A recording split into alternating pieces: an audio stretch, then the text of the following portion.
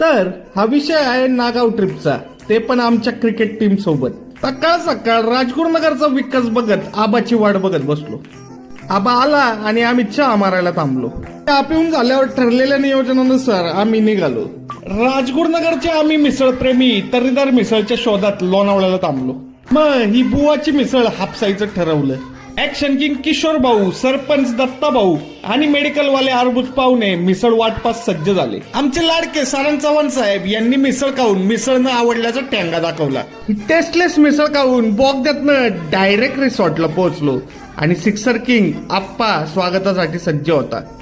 Ketanji खोल्लम यांनी निसर्गरम्य वातावरणात माझा आणि आबाचा या परशुराम वाड्यात एकदम कडक ड्रोन शॉट घेतला. 25 जणांची किरकिर ऐकून थंड डोक्यानी परफेक्ट नियोजन करणाऱ्या पंकज भाऊंशी जरा वार्तालाप केला. नंतर आम्ही सर्व क्रिकेट प्रेमींनी बीचवर क्रिकेट